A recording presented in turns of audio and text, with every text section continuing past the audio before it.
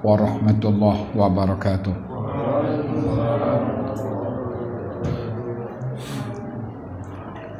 Alhamdulillah alladzi khalaqal insana fi ahsani taqwim. Segala puji milik Allah yang telah menciptakan manusia sebaik-baik ciptaan. Tidak ada satu ciptaan yang terbaik yang ada di muka bumi ini selain manusia itu sendiri. Allah menjadikan khalifah di muka bumi ini sesuai dengan firman Allah dalam Al-Quran, laqad khalaqnal insan fi ahsani taqwim. Sungguh kami ciptakan manusia ini sebaik-baik ciptaan. Tidak cukup dengan itu, para malaikat pun diperintah bersujud kepada Adam alaihissalam sebagai penghormatan manusia pertama di muka bumi ini. Asyhadu an la ilaha illallah wa asyhadu anna Muhammadan abduhu wa rasuluh. Aku bersaksi bahwasanya tidak ada ilah yang patut diibadai dengan benar kecuali Allah, dan bahwasanya Muhammad adalah hamba dan utusannya. Kalimat syahadat ini mari kita pertahankan sampai titik darah paling penghabisan. Karena barang siapa yang akidahnya sahih, syahadatnya benar, maka dia akan mati dalam keadaan husnul khatimah. Tapi sebaliknya, barang siapa yang syahadatnya cacat, mungkin karena keyakinan-keyakinan yang salah, pikiran-pikiran dan manhaj yang menyimpang, dikhawatirkan orang itu mati dalam keadaan su'ul khatimah. Qala Allah Ta'ala fi kitabihil karim. Allah berfirman di dalam kitabnya yang mulia, wa anna hadha sirati mustaqiman fattabi'uhu wa la tattabi'u subulah fatafarraqa bikum an sabilihi zalikum wassakum bihi la'allakum tattaqun. Ini jalanku yang lurus, maka ikuti jalanku yang lurus ini, dan jangan kamu mengikuti jalan-jalan yang lain. Nanti akan memisahkan kamu dari jalan yang lurus itu. Begitu kami wasiatkan kepadamu agar kamu bertakwa kepada Allah. Ayat yang mulia tadi memberitahukan kepada kita bahwa jalan yang lurus itu cuma satu, yaitu jalan yang ditempuh oleh Nabi kita Muhammad sallallahu alaihi wasallam dengan para sahabat. Adapun jalan-jalan yang lain masuk kategori jalan yang menyimpang. Begitu kita ditinggal oleh Rasulullah sallallahu alaihi wasallam berapa tahun? Hampir 1500 tahun yang lalu. Maka terjadi beragam penyimpangan-penyimpangan. Sebagian berfaham Qadariyah, sebagian berfaham Mu'tazilah, sebagian berfaham Khawarij. Tapi ada orang yang tetap di atas sunnah, yaitu mereka yang menempuh jejaknya para sahabat Nabi kita Muhammad sallallahu alaihi wasallam. Bahkan tidak cukup dengan itu, Nabi sudah berwasiat kepada kita semua. Ketika beliau diambang kematiannya, beliau menyatakan, taraktu fikum amrain lan tadillu ma tamassaktum bihima kitaballah wa sunnata rasulih. Aku tinggalkan dua macam perkara yang apabila kamu berpegang teguh, kamu tidak akan tersesat untuk selamanya, yaitu apabila kamu berpegang teguh dengan Al-Quran dan sunnah Nabi besar Muhammad sallallahu alaihi wasallam. Ayyuhal hadirun, jamaah kajian yang dirahmati oleh Allah, sebelum kami lanjut kajian tafsir di surah Al-Baqarah ayat yang ke-25, Nabi berpesan kepada kita, dan pesan ini ditujukan kepada Mu'adz bin Jabal radhiyallahu anhu sebagai contoh. Tapi hakikat pesan itu kepada kita semua selaku umat Islam dari zaman ke zaman sampai kiamat nanti. Pesannya singkat.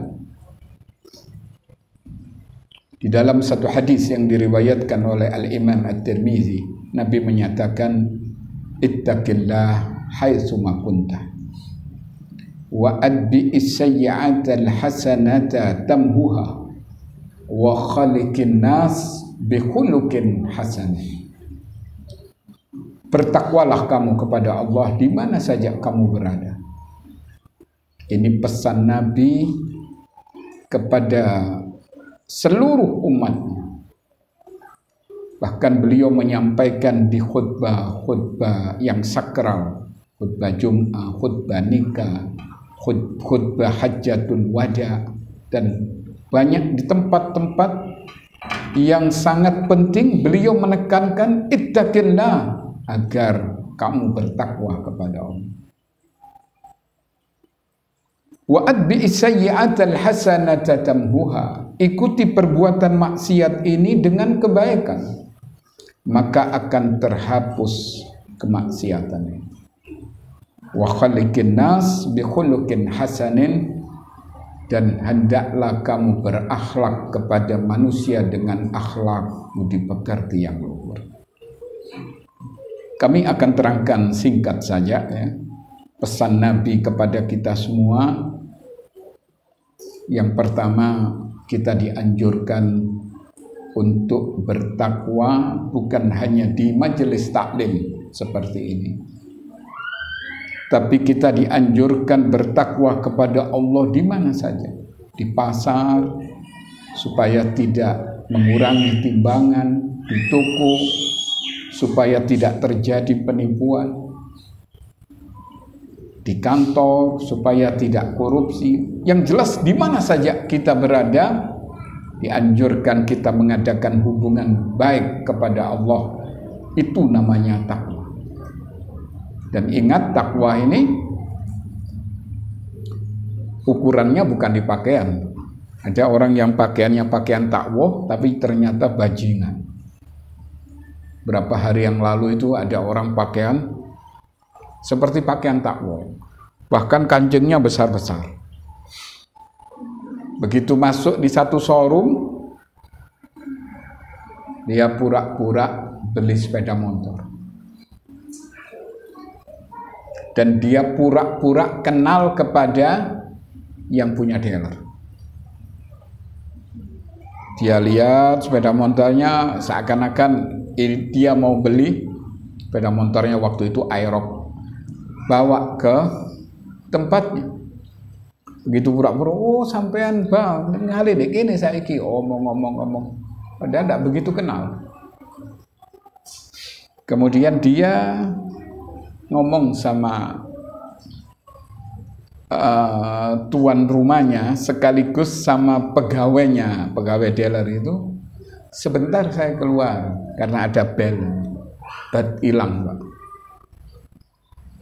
Tapi alhamdulillah berapa hari rupanya ketakutan orang ini dikembalikan.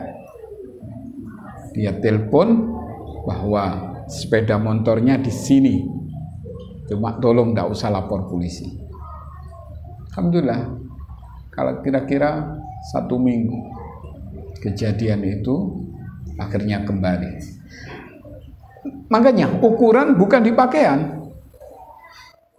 Kemudian ukurannya di mana? At-taqwa hahuna, at-taqwa hahuna, at-taqwa hahuna yusiru ila sadri. Takwa itu di sini kata Nabi. dia ucapkan 3 kali sambil memberikan isyarat ke dadanya bahwa takwa itu letaknya di hati. Dan takwa ini adalah tujuan utama dalam hidup ini. Kenapa? Karena manusia yang paling mulia yang paling bertakwa. Bukan diukur ketampanannya, bukan diukur kecantikannya ya. Bukan diukur keilmuannya, belum tentu. Kalau dia berilmu tapi tidak mengamalkan ilmunya, malah bahaya. Tapi ukurannya kembali kepada mana yang paling taat kepada Allah. Kalau ukuran ketampanan, Abu Lahab ini tampan orang. Kenapa? Karena pamannya Nabi. Abu Jahal, Abu Lahab, dan abu-abu yang lain itu, Masya Allah. Tapi bukan Abu Muhammad ya. Abu Muhammad ini orang soleh, Masya Allah ya. Nah, ini Abu dulu, Abu Jahal. Orangnya tampan, tapi begitu dibandingkan dengan Bilal bin Rabah, ini jauh untuk fisiknya, untuk wajahnya. Tapi ternyata Allah lebih cinta kepada Bilal. Kenapa Bilal lebih mulia? Inna akramakum indallahi atqakum. Sesungguhnya orang yang paling mulia di sisi Allah adalah orang yang paling bertakwa. Bahkan Nabi menyatakan la fadla li arabiyyin wala ajamin illa bitaqwa. Tidak ada keutamaan orang Arab dengan orang yang selainnya kecuali dengan ukuran takwa kepada Allah. Kalau orang Arab bajingan, dia akan masuk neraka. Orang Cina yang bertakwa kepada Allah, dia akan masuk surga. Karena itu mari kita persunting ya jiwa takwa ini. Caranya bagaimana? Singkat saja. Untuk meraih ketakwaan, kita dianjurkan ada kesungguhan di dalam kita mengamalkan agama ini. Kemudian yang kedua, kita dianjurkan banyak berdoa ketika sujud. Mungkin antum sudah hafal doa-doanya. Nabi menyatakan aqrabu ma yakunul abdu mir rabbih wa huwa sajidun fa'atsiru du'a. Orang yang paling dekat kepada Allah itu dikala sujud. Karena itu perbanyak berdoa di situ. Kemudian Nabi meminta kepada Allah agar menghiasi hidup ini dengan takwa. Ketika sujud, apa doanya? Ada yang hafal, Pak? Ada hadiahnya ini.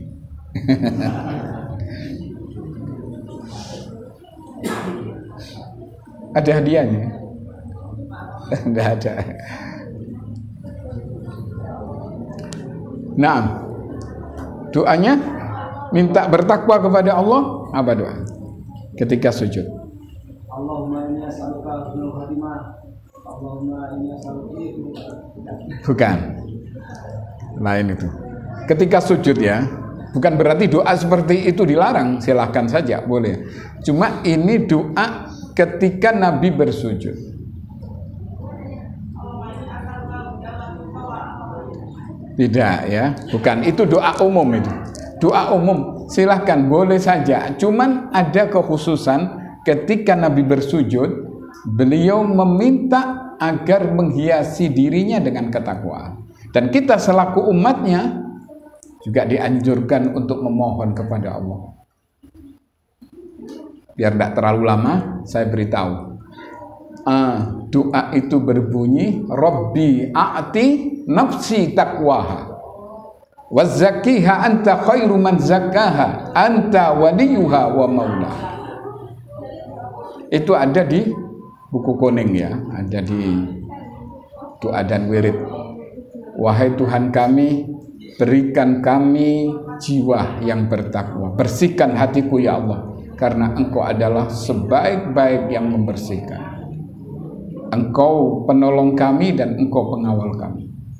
Minta agar Allah memberikan ketakwaan. Nah, kemudian yang kedua, pesan Nabi kepada Mu'ad yang juga ditujukan kepada kita, wa'ad bi'is sayyi'atal hasanata tamhuha. Supaya kita ini mengikuti kemaksiatan dengan kebaikan. Karena kita tahu bahwa apalagi kita hidup di zaman akhir ini ya, tidak ada manusia yang bisa bebas dari dosa. Bahkan Nabi sudah mengumumkan kullu bani Adam apa? Khata' wa khairu khata'ina at-tawwab.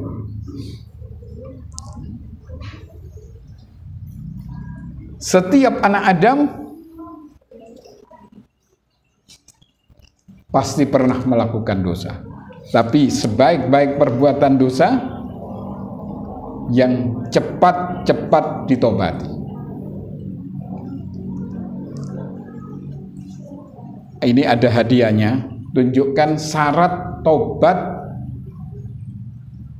ada 4. Siapa yang bisa? Kakean papat ya. Sebutkan 2 saja sudah. Syarat tobat. Kenapa? Menyesal. Terus an-nadam, penyesalan. Terus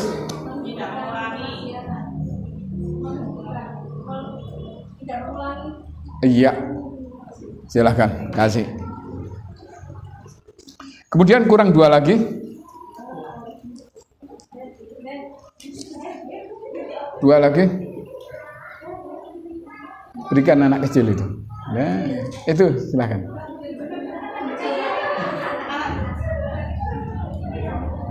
Iya. Mungkin ada ya.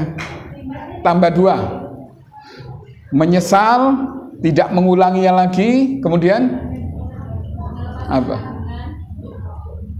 Tidak. Lain itu ceritanya. Menyesal, tidak mengulanginya lagi. PR wis gampang wis. Oke, nah kita teruskan. Mengikuti perbuatan maksiat ini dengan kebaikan. Apa hasilnya? Tamhuha, maka akan terhapus kejelekan-kejelekannya. Karena itu kita dianjurkan untuk tidak melestarikan kemaksiatan. Karena kita tahu bahwa siapa di antara kita yang bebas dari berbuat salah dalam hidup ini. Tapi di sisi lain Allah membuka tangan rahmatnya ya.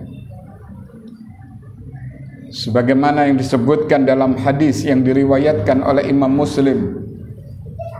Nabi menyatakan innallaha ta'ala yabsutu yadahu bil-lail liyatuba musii'un nahar wa yabsutu yadahu bin-nahar liyatuba musii'ul lail hatta tadlu as-samsu min maghribiha.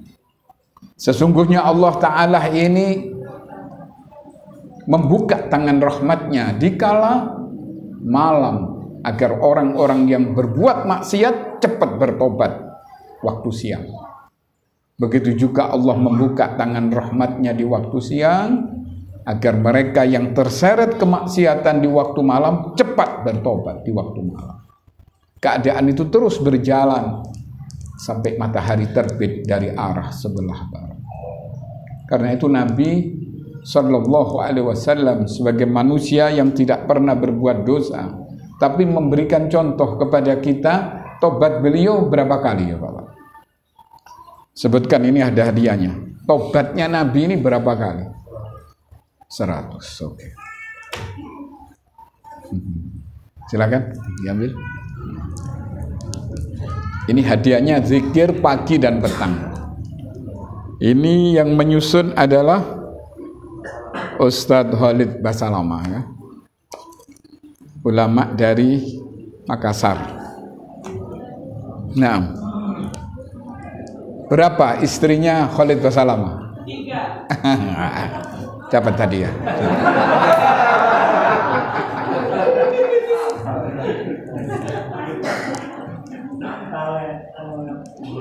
Kalau masalah poligami hafal ya.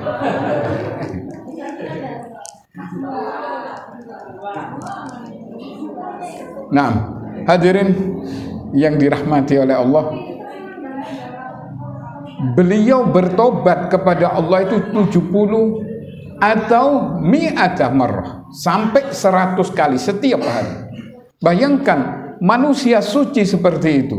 Kenapa? Untuk memberikan pembelajaran kepada kita umatnya bahwa umatnya ini lemah, banyak dosa.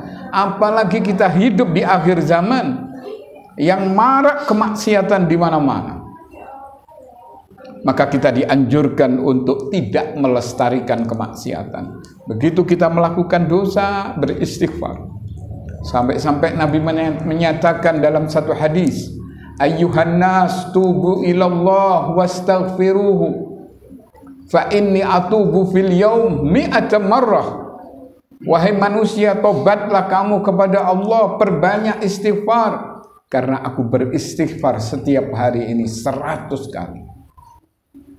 Nah, ini pesan Nabi yang kedua. Kemudian yang ketiga, wa khaliqin nas bi khuluqin hasanin.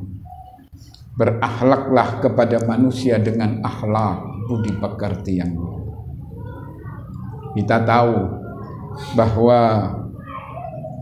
mungkin tidak sepadan ya amal kita bila dibandingkan terutama kepada para sahabat antara langit dan bumi. Gak usah para sahabat, para tabi'in saja kita sudah jauh. Tabi'in itu kalau kita baca sejarahnya dalam kitab Syiar An-Nubala itu luar biasa. Mereka itu keimanannya, amal ibadahnya gak ada apa-apanya kita. Sebagian mereka berdiri melakukan sholat tahajud ini betul 11 rakaat, tapi panjangnya itu hampir setengah Al-Quran. Ada yang 10 juz. Kamu fakat ya. Kalau kita ngantuk Pak ya karena keimanan kita masih seperti ini. Tapi ada solusi supaya kita ini ada keimbangan. Nabi pernah menyatakan, apa itu hadisnya? Ma min say'in asqala fi mizanil abdil yaumal qiyamah min husnil khuluqih wa inna allaha yubghidul fakhisal badiyah.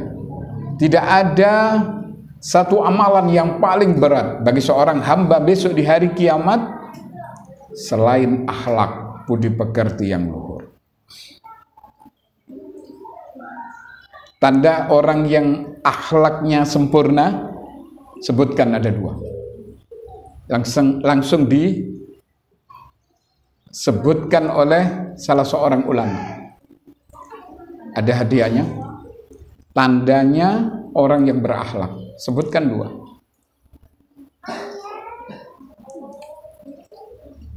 Apa?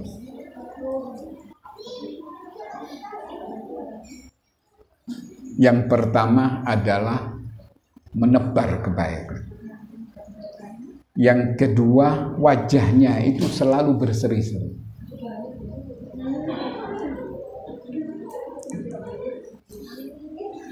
Badlul ma'ruf. Di antaranya seperti itu. Sebetulnya banyak ya ciri orang yang punya akhlak budi pekerti yang luhur. Tapi yang paling tampak dia selalu menebar kebaikan kepada semua orang. Dan wajahnya itu berseri-seri. Enggak merengutok ya. Ada orang yang kadang orangnya ilmunya tinggi tapi koyok Ka'bah ya. Ka'bah ini enggak diparani, enggak gelem ya. Enggak boleh. Kita ini, saya termasuk orang yang salut ya kepada Ustadz Syafiq Riza Bazalama ya. Ketika dia duduk dengan anak kecil, dia yang memulai salaman dulu. Subhanallah. Biasanya orang seperti ini kan kudu meneng tok ya, apa kudu teko. Enggak, dia datang. Dan wajahnya selalu berseri-seri dan dia mendengarkan ucapan orang. Misalnya, Ustadz gini, oh iya. Ngrungokno. Jangan sok pandai ya. Cuma kadang-kadang orang lain yang sok pandai, sok pintar, padahal gobloknya nemen. Nah, hadirin yang dirahmati oleh Allah.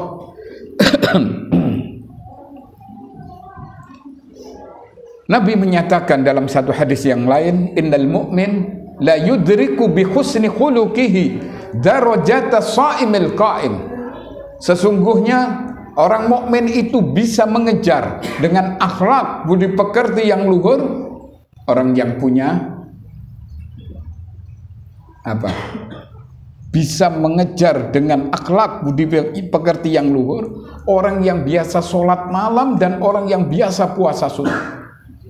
Itu bisa dikejar dengan kita punya akhlak budi pekerti yang luhur. Apalagi sudah kita membiasakan sholat malam, sudah membiasakan puasa sunnah, dan kita punya akhlak budi pekerti yang luhur, maka kita akan ditempatkan oleh Allah di tempat yang tertinggi.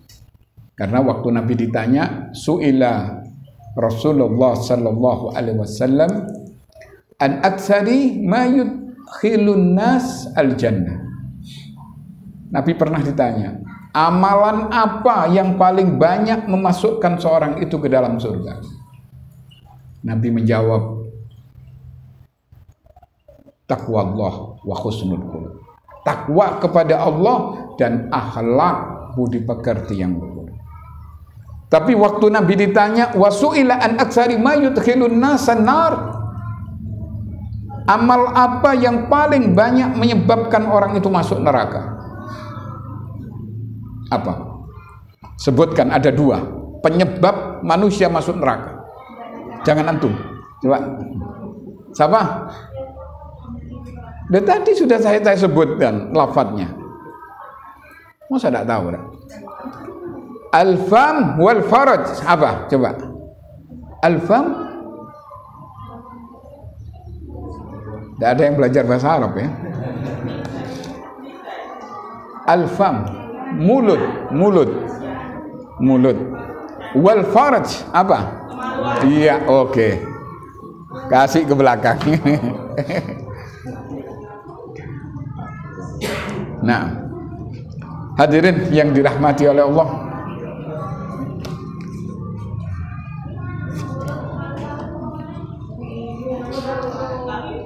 kita lanjut ya kajian tafsir Al-Quran. Kita sudah masuk ayat ke 25 dari surah Al-Baqarah.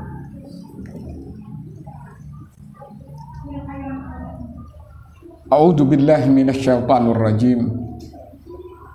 Wa bassiril ladina amanu wa amilus shalihat anna lahum jannatin tajri min tahtihal anhar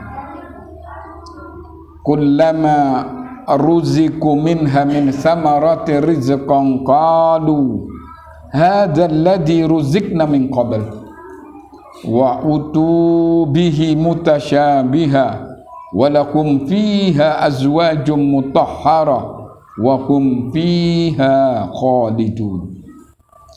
Wa basyiril ladina amanu, sampaikan berita gembira kepada mereka yang beriman, wa amilus shalihat, dan yang beramal soleh. Ini bertali berkelindang. Iman gak ada fungsinya kalau tidak dibuktikan dengan amal soleh. Begitu juga amal soleh tidak ada artinya kalau tidak didasari dengan keimanan. Satu contoh misalnya, siapa itu? Ibu Teresa. Ibu Teresa ini semua orang menganggap dia ini luar biasa, orang baik. Bahkan dia berani berbagi, berkorban untuk orang lain, dia siap. Ibu Teresa. Apakah dia termasuk orang yang diberi kabar gembira? Enggak. Kenapa? Karena tidak beriman. Syaratnya itu harus beriman. Baru iman itu membuahkan amal soleh. Karena itu Allah menyatakan, wa basyiril ladina amanu wa amilus shalihat anna lakum jannatin tajri min tahtihal anhar, bahwasanya bagi mereka adalah surga yang mengalir dari bawahnya sungai-sungai.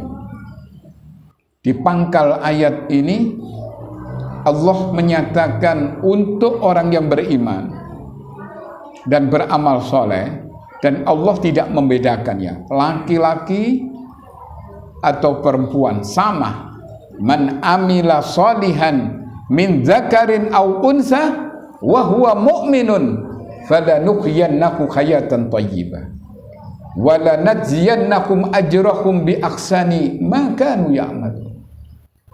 Barang siapa yang beriman, barang siapa yang beramal soleh, baik laki-laki maupun perempuan, maka kami akan memberikan kepadanya kehidupan yang mantap, kehidupan yang tenang, kehidupan yang damai, kehidupan yang baik, yang thayyibah, yang makmur, ya. Rumah tangganya makmur, anak-anaknya taat, selain kalau ada ujian lain ya.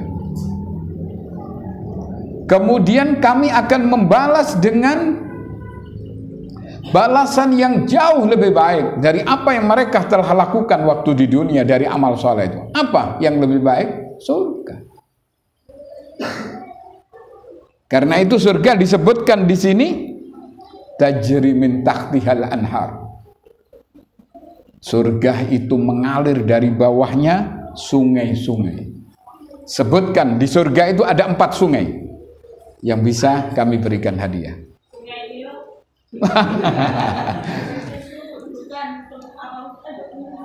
Ayo, siapa? Bapak-bapak. Ada anharun disebutkan di surat Muhammad itu. Coba anharun. Ada 4 sungai. Ini hadiahnya lumayan loh ini. Zikir pagi, zikir sore ini. Sungai dari susu min laban, kemudian dari arak,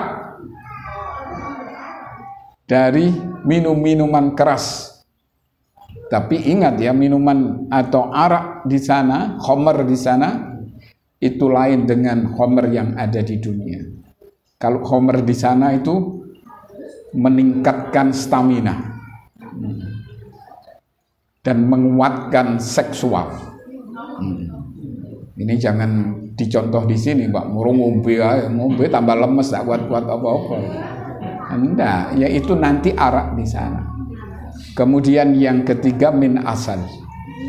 Asal, apa asal? Madu. Kemudian yang terakhir, iya, air tawar, air jernih, yang apabila seseorang minum di situ kesehatannya bertambah. Dan tajri min tahtihal anhar di sini itu sungai tanpa parit ya. Kalau di dunia ini kalau tidak pakai parit akan meluber keluar. Di situ enggak. Surga ini subhanallah. Tidak usah parit tapi tidak keluar meluber. Tidak sampai banjir kok di dunia. Subhanallah. Dan orang-orang yang meminum air surga di sana itu di samping fisiknya tambah kuat, maka dia semakin, yang perempuan semakin cantik, yang laki-laki semakin tampan. Cuman ini gambaran ya, tidak bisa didetailkan. Sampai Nabi sendiri pernah menyatakan fil jannah ma la ainun ra'at wa la udunun sami'at wa la khatar ala qalbi basarin. Kenikmatan surga ini belum pernah terlihat oleh mata, terdengar oleh telinga, bahkan terlintas dalam hati manusia, itu pun masih belum pernah. Satu kenikmatan yang luar biasa. Begitu seseorang masuk surga, disiapkan 2 bidadari. Karena itu yang tidak berpoligami tidak usah khawatir. Aduh enak yo iku bojone 4, bojone 3, bojone. Jangan khawatir. Sebentar lagi kalau kita mati, asal kita menjadi penghuni surga loh ya. Penghuni neraka bodoh aja. Maka kita akan mendapatkan bidadari yang kecantikannya luar biasa. Nah, kemudian di sini disebutkan kullama ruziku minha min thamarati rizqan qalu, setiap mereka itu diberi rezeki berupa buah-buahan surga, yang sampean kalau mau metik buah surga itu tidak perlu pakai ondo atau pakai gurung misalnya. Sampean tidur maka buahnya itu akan turun ke bawah, kari ngemplok tok, Pak. Nah, iya.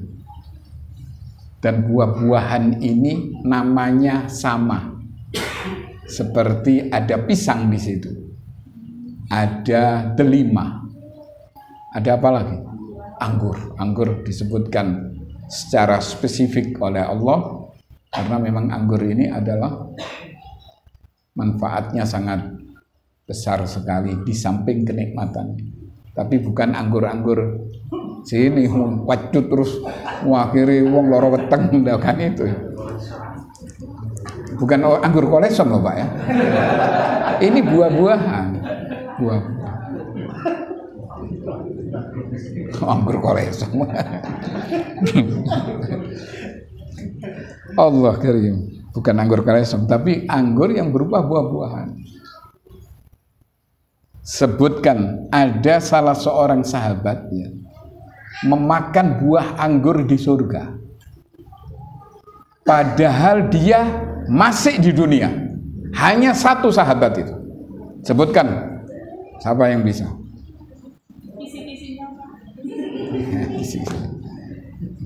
Sahabat ini ya, tak tunjukkan, dia banyak mendapat ujian yang sangat berat sampai dia dieksekusi mati.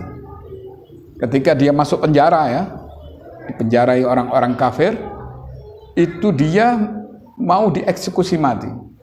Maka Allah kirim buah anggur itu dari surga. Besarnya seperti kepala bayi. Kemudian orang itu minta kepada orang-orang kafir, saya minta waktu, katanya. Apa yang kamu minta? Apa kamu masuk kafir lagi? Tak bebaskan. Oh enggak, saya tetap dengan Islam saya. Cuman saya minta, saya mau sholat 2 rakaat. Oh silakan, sholat 2 rakaat. Apa kata sahabat ini? Siapa sahabat itu? Hampir ya, namanya hampir seperti itu. Ayo, siapa namanya? Nggak tahu ya. Oke, kalau begitu hadiahnya tak ambil sendiri nih. Sahabat itu bernama Habbab ibn al-Arad. Habbab bin Arad bisa dilihat di dalam kitab Riyadhus Shalihin yang kita pelajari nanti, akan sampai ke siapa wali-wali Allah. Di antaranya Habbab ibn al-Arad. Dia makan anggur yang pada waktu itu tidak musim anggur, dan anggurnya besar, anggur dari surga. Nah, kemudian kita kembali lagi, buah-buahan yang ada di surga ini hanya sama namanya tapi beda rasanya.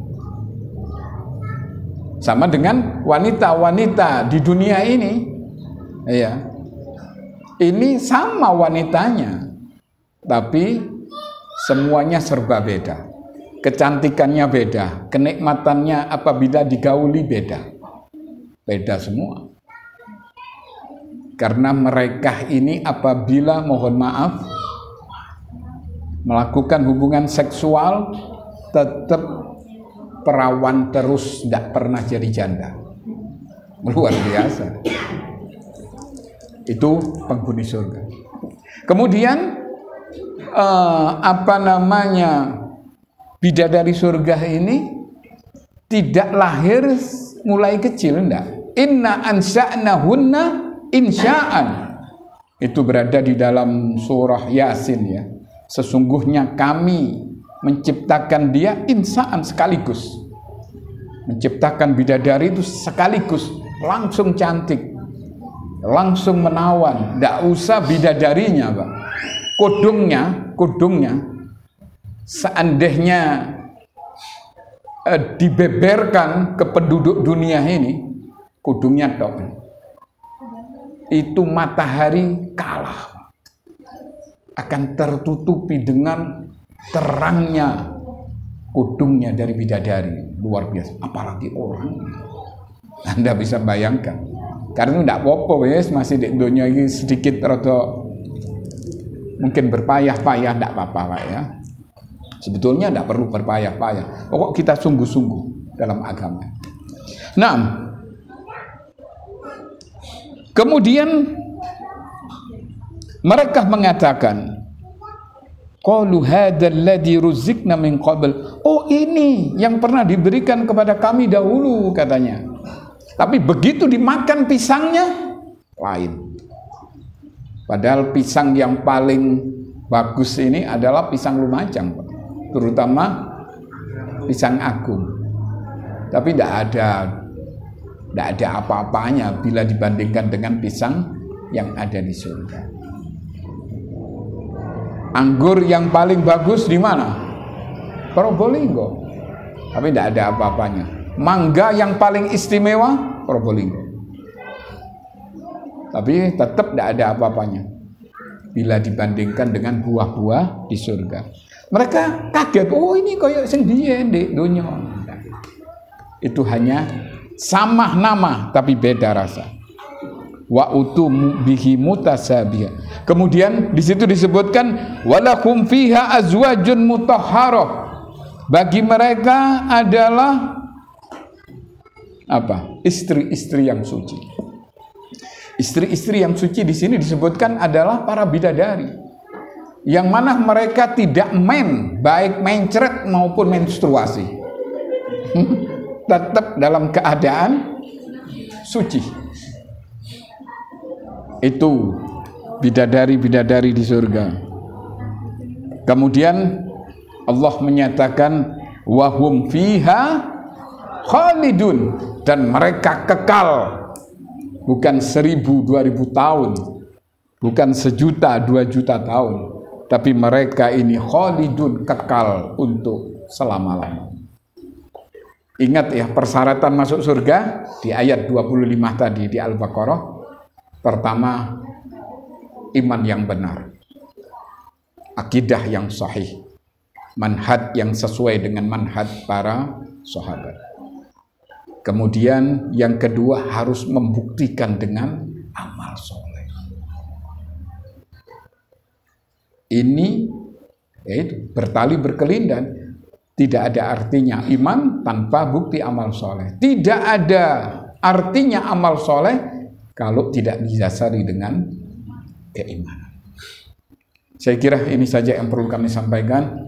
Sengaja kami tidak menutup dengan salam. Mungkin ada yang perlu ditanyakan. Bismillah.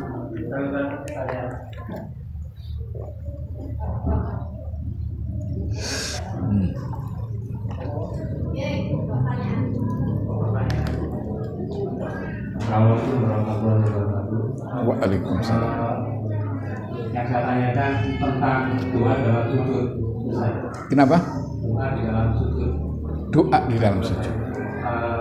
Apakah boleh berdoa dengan menggunakan bahasa Indonesia? Kalau mungkin ada orang yang ingin berdoa dalam sujud itu tidak bisa bahasa Arab. Nah, sebagian ulama membolehkan. Di antaranya yang membolehkan siapa? Ini yang menyusun kitab ini, Khalid Basalamah ya. Tapi pendapat ya, tetap saya kira tidak tepat. Harus berbahasa Arab karena kita sholat dengan bahasa Arab. Bahkan doa yang paling istimewa itu yang langsung ada contoh dari Nabi. Seperti ketika sujud Nabi berdoa, Allahumma firli dhanbi kullah dzikahu wajilahu wa awwalahu wa akhirahu wa alaniyatahu wa sirrahu. Ya Allah, ampuni dosa-dosaku semuanya, yang besar, yang kecil, yang tersembunyi, yang terang-terang, semuanya. Ya Allah, ampuni dosa-dosa. Itu ketika sujud. Kemudian caranya sebetulnya belajar menghafal, dan doa-doa sujud itu semua pendek, tidak ada yang panjang. Masa tidak bisa? Tapi kalau kita memang sangat mendesak sekali, boleh dibaca tapi setelah sholat dengan bahasa kita Indonesia, boleh. Tapi ya tidak mendapat keutamaan ketika sujud ya. Ketika sujud ini memang sangat istimewa. Di situ disebutkan paling dekatnya seorang hamba kepada Allah ketika sujud. Tapi sebagian ulama membolehkan ya, membolehkan. Di antaranya Ustaz Khalid Basalamah membolehkan. Tapi dibantah oleh beberapa ulama bahwa harus berbahasa Arab.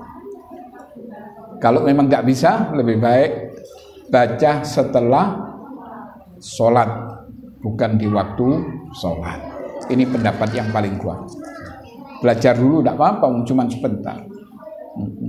Apalagi sekarang ini lebih mudah ya kita belajar agama dengan teknologi yang canggih, dengan internet yang luar biasa. Kita tinggal ketik saja doa sujud, keluar semua saja. Doa sujud menurut sunnah Nabi, tinggal kita menghafal. Begitu saya kira. Ada lagi?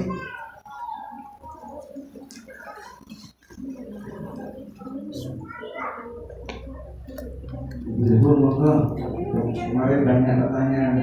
Masalah lain tidak apa-apa.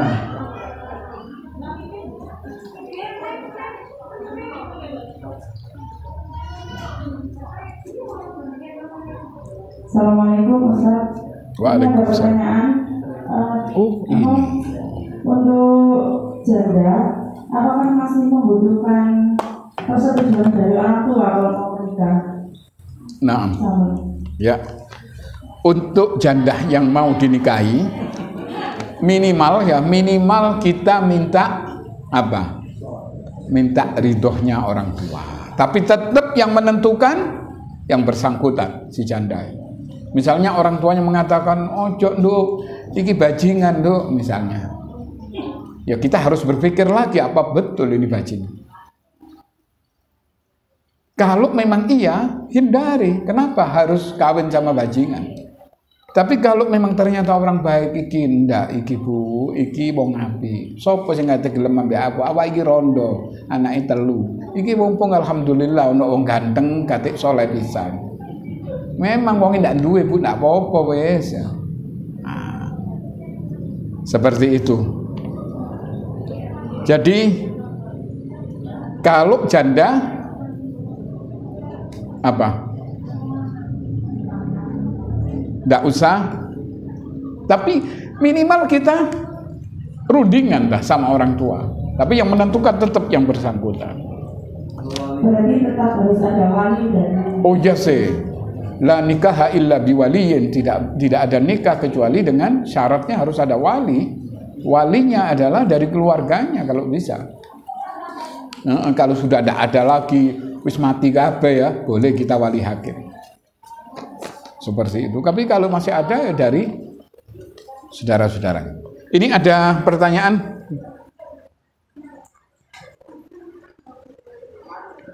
Bagaimana cara kita lebih ikhlas dalam menerima suami poligami? Waduh. Ini senengane wong lanang ya.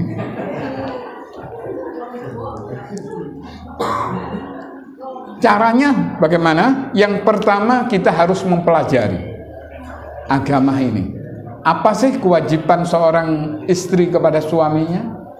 Dan apa sih kewajiban suami kepada istrinya? Kita harus tahu. Kemudian suami ini mendapat apa? Kelebihan. Artinya boleh nikah lebih dari satu. Sebagaimana Allah menyatakan fankihu ma taba lakum minan nisa masna wa thulatha wa ruba' fa in khiftum alla ta'dilu fawahidah. Nikahilah wanita yang kamu sukai itu perintahnya pertama bukan 1, 2, 3, 4. Tapi kalau engkau tidak sanggup berlaku adil, cukup dengan 1 saja. Cara lebih ikhlas dalam menerima poligami ya otomatis ya, suaminya harus ditanya dulu. Mas, ingat, nikah 2 ini berat. Kalau Anda mau silahkan, tapi dan perlu diberi ancaman ini suami-suami ini. Terus terang Mas Lek, sampean tidak berlaku adil, nanti menghadap Allah dalam keadaan semper nanti. Sampaikan itu, biar tidak pokoknya, oh saya ahli sunnah harus lebih dari 1. Oke, kita terima. Tapi di situ ada persyaratan. Bukan sekedar cuman kawin-kawin saja. Kemudian kalau ada permintaan ya, misalnya si suami ngomong begini sama istri kedua, ya opo dek, aku ndak iso lek telung dino. Sebab saya juga punya kepentingan di sini. Terus sampean isone pirang dino? Seminggu sepisan. Kalau dia tidak mau, dipaksa, maka haram hukumnya. Artinya si suami akan mendapat dosa. Tapi kalau si istri mengatakan tidak apa-apa, sampai seminggu bisa tidak apa-apa. Pokok yang penting nafkahnya. Seminggu bisa. Ada keridohan dari istri kedua, boleh dan sah. Dan ingat ya, masalah cinta ini tidak bisa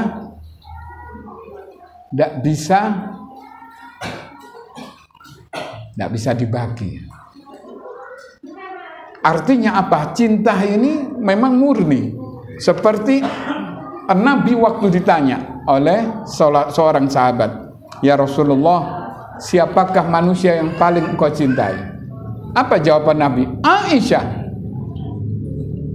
Padahal istrinya banyak. Apakah Nabi tidak adil? Adil. Gilirannya adil, semuanya adil. Tapi masalah cinta tidak mungkin. Karena cinta ini adalah karunia Allah yang istimewa di hati manusia. Nggak usah jauh-jauh. Kita dari 4 anak ini, mana yang kita cintai? Ada, mesti ada yang lebih. Seperti itu. Jadi masalah cinta ini tidak bisa diukur sudah. Oh ini, kemudian yang kedua, cara membagi waktu yang adil untuk 2 istrinya. Caranya ya,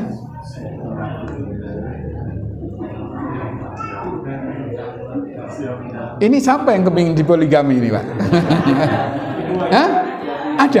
Oh Masya Allah, tak daftar aja.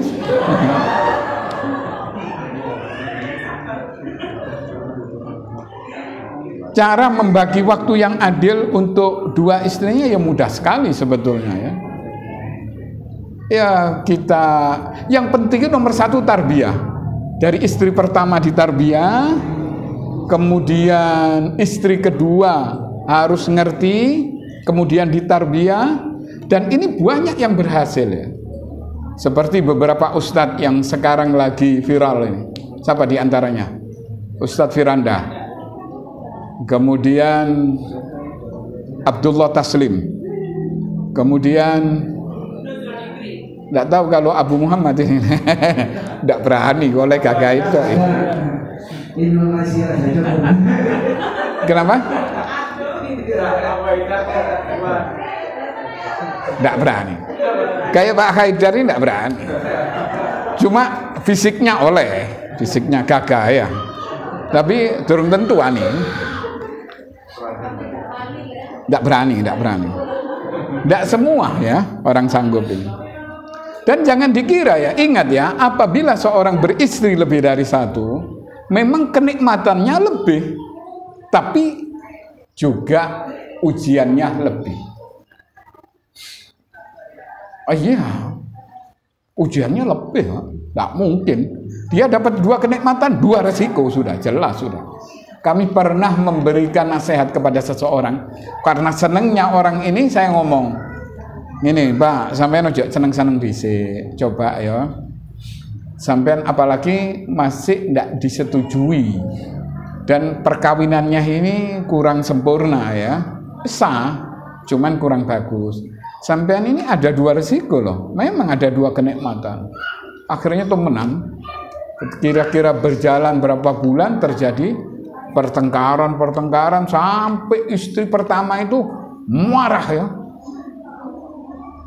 marah. Sampai ngelabrak, waduh payah lah karena tidak ada tarbiyah, ditarbiyah dulu seperti itu.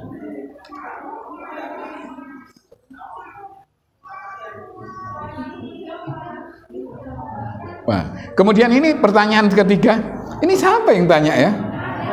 Waduh, rahasia ini ya. Yang ketiga, bagaimana cara menjaga keikhlasan hati, menjaga niat agar tetap istiqomah dalam menjalani hidup poligami.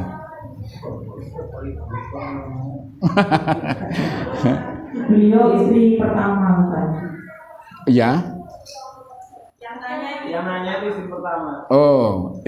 Istri pertama. Istri ya kita serahkan kepada Allah ya. Asal kan kita tetap mendoakan suaminya agar sanggup berlaku adil, kemudian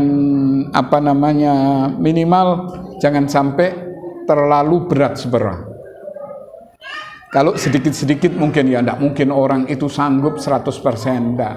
Tapi jangan sampai terbengkalai yang satunya. Baik istri tua maupun istri muda. Dan yang berhak nikah lebih dari satu ini, nomor satu orang itu harus berilmu. Kalau enggak karu-karuan kok. Karena yang kedua mencukupi nafkahnya. Enggak sekarang enggak duwe apa-apa morokat rabi loro golek gaya. Karena di situ ada kewajiban untuk menafkahi. Ar-rijalu qawwamuna 'alan nisa bima faddalallahu ba'dakum 'ala ba'd. Cuma ini misalnya ada ya seorang wanita begini, saya mau dinikahin enggak apa-apa wis. Masalah khorijiyah, masalah nafkah enggak usah sudah. Ya apa lek ngono. Yang penting pokoknya diparani. Yo kenaan sing lanang ya. Tapi kan jarang seperti itu. Kemudian yang keempat ini cara menghindari cemburu pada istri muda. Kalau cemburu itu tidak mungkin ya, orang pasti cemburu. Jangankan kelas kita yang manusia biasa, istri Nabi loh cemburu. Aisyah ini cemburu kepada siapa? Kepada Khadijah. Bayangkan, Khadijah sudah mati. Karena Nabi sering menyebut Khadijah. Khadijah ini wanita termulia di muka bumi ini. Sampai malaikat pun kirim salam. Allah pun pencipta langit, pencipta bumi, bahkan pencipta Khadijah sendiri, Allah itu kirim salam, menunjukkan mulianya manusia seperti ini. Bahkan Nabi tidak berpoligami ketika dengan Khadijah. Begitu Khadijah meninggal, baru beliau berpoligami. Itu pun tujuannya bukan untuk mengumbar nafsu, tapi untuk dakwah. Masalah cemburu hal biasa ya. Malah tambah sregep nanti istri pertama ini. Tambah apa? Oh iya, perawat.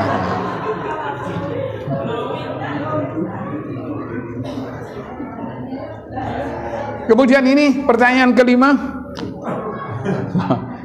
Adil itu apa harus sama dalam pembagian waktu dan materi? Adil ini tidak harus sama ya. Yang satu punya anak 3 misalnya. Yang satu belum punya anak, yang lain. Kemudian pembagian waktu pun bisa diatur, itu bisa dikonsultasikan ya apa. Kemudian pembagian materi juga bisa diomongkan, tidak harus sama. Enggak. Tapi yang penting jangan sampai yang satu itu terbengkalai. Tapi harus diperhatikan. Seperti itu saya kira. Iki kok poligami itu, sampai kepingin poligami akhirnya.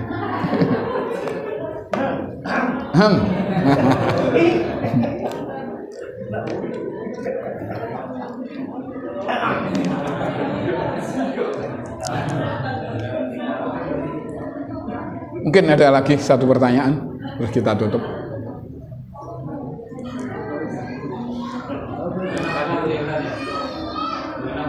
Boleh, silakan. Yang saya tanyakan adalah terkait dengan komposisi sholat berjamaah antara wanita dan laki-laki, di mana kadang-kadang itu saya jumpai di musola itu laki-lakinya itu berada di samping kanan, kemudian jamaah putrinya itu berada di samping kiri. Ini bagaimana tentunya? Kalau putrinya harusnya kan di belakang, ya ini safnya di tengah-tengah, kemudian laki-lakinya berada di kanan. Ini gimana? Makanya itu sebetulnya tidak tepat ya. Yang tepat itu tetap bahwa khairus sufuf ar-rijal awwaluha. Sebaik-baik saf untuk laki-laki ini di depan. Sebaik-baik saf untuk wanita di belakang, bukan di samping. Tapi sekarang sudah salah kaprah. Atau mungkin tempatnya tidak cukup. Sehingga diatur kanan kiri. Itu hampir di beberapa masjid seperti itu. Tapi kalau di Al-Huda enggak, Pak, di belakang perempuan tetap. Tapi kalau di sini, iya. Oh, di belakang benar. Ada lagi di mana ya? Yang safnya itu gandeng. Sebelah kanan, sebelah kiri tidak tepat sebetulnya. Itu bisa diatur pakai. Kenapa? Iya. Umumnya kalau masjid itu kecil seperti itu. Ya mungkin itu hanya kurang sempurna saja. Tapi tetap sah ya, tetap sah. Tapi kurang utama. Harusnya di belakang. Oke, ini ada 4 buku. Saya mau tanya kepada bapak-bapak, kemudian ibu-ibu, sebutkan 3 istri Nabi. Aisyah, Khadijah, Maryam. Maryam, Maria, bukan Maria. Maria Al-Qibtiyah. Oke, ini satu.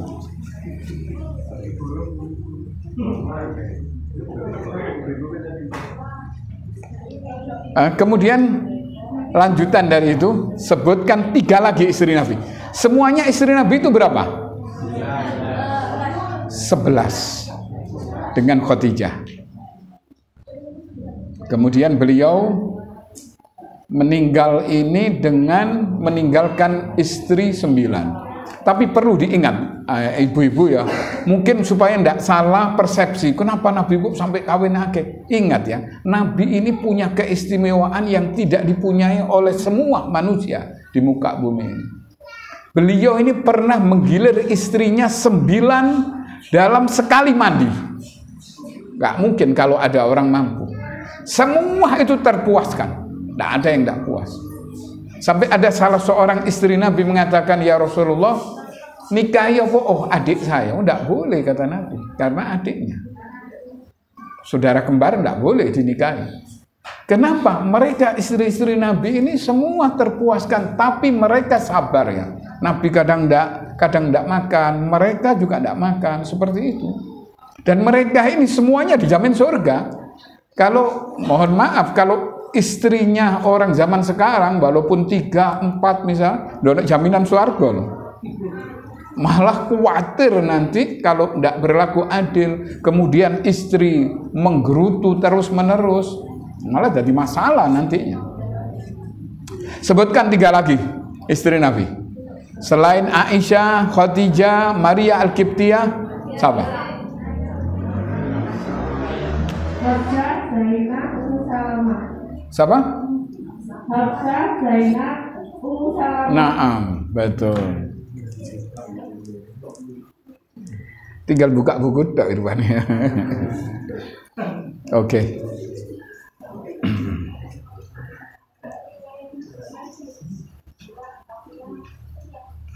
Apa ini?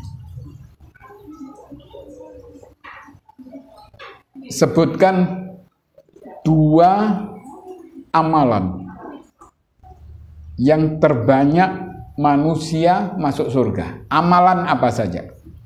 Tadi sudah saya ceramahkan sebetulnya. Ya, silakan. Naam. Kasihkan. Taqwallah wa husnul khuluq.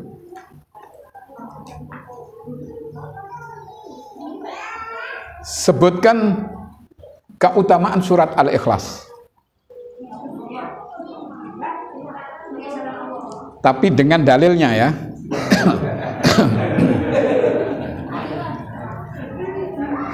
Karena dalilnya ini pendek.